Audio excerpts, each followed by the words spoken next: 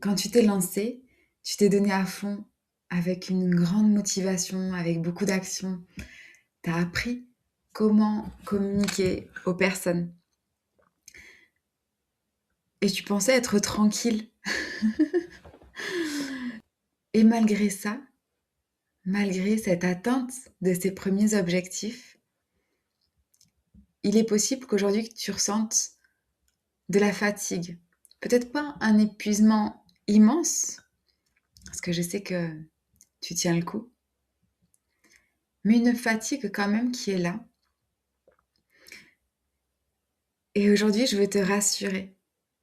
T'es pas obligé d'arrêter. T'es pas obligé de ralentir. Ouais. T'es même pas obligé de lâcher prise. Selon moi, quand on est entrepreneur et qu'on ressent une pression comme ça, une fatigue, bah c'est justement à cause de la pression, les responsabilités, de devoir constamment prendre des décisions. Quelles offres est-ce qu'il faut lancer? Comment est-ce que je dois communiquer? Qu'est-ce que je dois déléguer? Comment? À qui? Et en fait, tu es super compétente. Tu n'as plus rien à prouver. Tu sais que tu as une expertise dans ton domaine, que ça te plaît, que tu sais partager ton message. Mais le problème, en fait, c'est qu'il y a toujours ce sentiment d'urgence, ces décisions à prendre, ces responsabilités à porter. Et ça crée beaucoup de vagues émotionnelles. Et donc ce sentiment d'urgence, ces vagues émotionnelles, constamment, chaque jour, chaque semaine, ça crée beaucoup de pression, beaucoup de charge mentale, beaucoup de fatigue.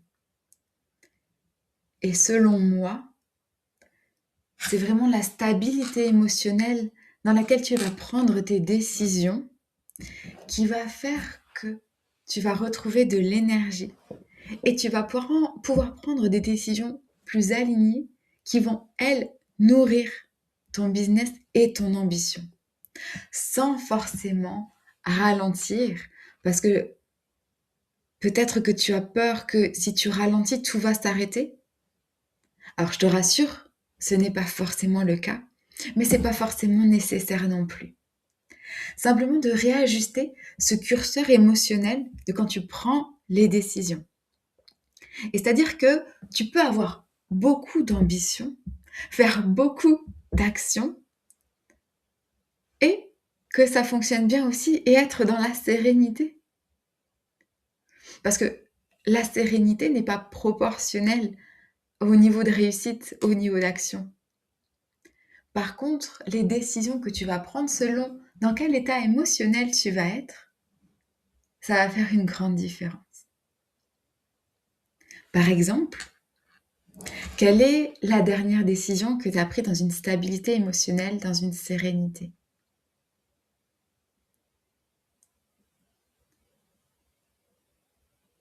Et quels sont tes challenges du moment?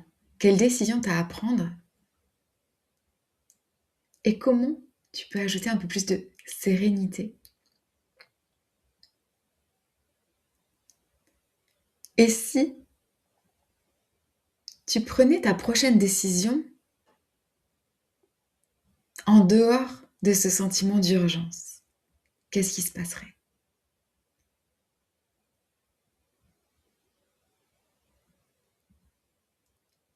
Je te laisse avec ces questions. Qu'est-ce que ça réveille en toi? Parce qu'on a tendance à être beaucoup dans une énergie de faire, faire, faire. En effet, il faut faire beaucoup d'actions pour être une entrepreneur à succès, évidemment.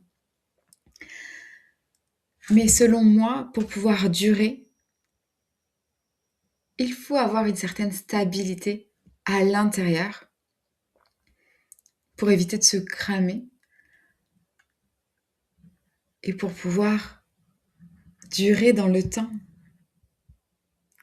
pour justement nourrir cette ambition. Parce qu'on parle souvent de plafond de verre financier, Il commence à y avoir beaucoup d'infos sur l'identité, mais je trouve que cette pression invisible, elle crée des blocages aussi qui peut empêcher de passer à l'action, de prendre des décisions. Donc là, ce que je t'invite à faire, c'est de poser une main sur ta poitrine, une main sur ton ventre, et simplement, si t'es ok, de fermer les yeux et de respirer. Inspire, laisse ton ventre se gonfler.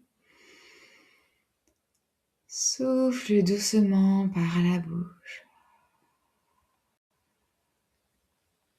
Encore, inspire. Et souffle.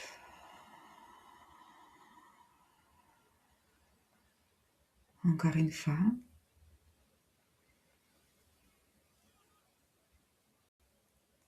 Et souffle. Une dernière fois, à ton rythme.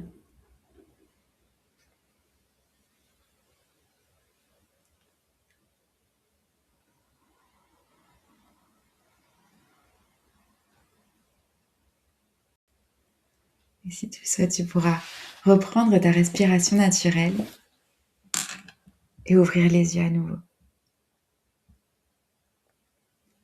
Qu'est-ce qui s'est passé pour toi?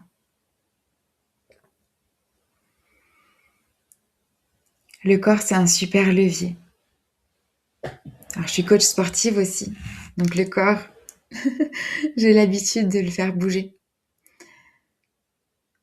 Mais se concentrer sur sa respiration, c'est aussi redonner de la place au corps. Tu l'as senti là?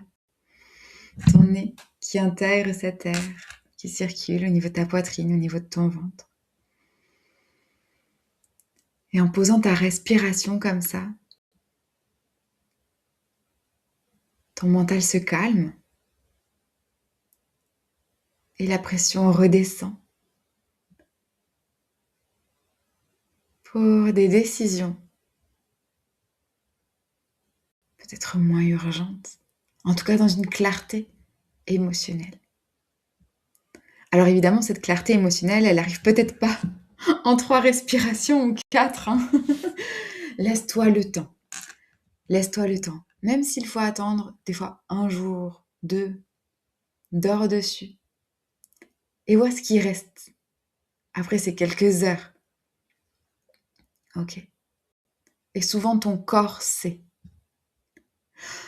Ta tête a des fois envie de le faire changer d'avis. Mais ton corps sait. Et pour qu'il puisse t'envoyer les messages justes pour toi, pour ta direction, écoute-le. Écoute-le. Et cette urgence, je suis sûre que la majorité du temps, elle peut bien attendre un petit peu. Et donc, oui, passe à l'action. Évidemment. Mais qu'est-ce qui serait différent si tu avais un peu plus de tranquillité à l'intérieur?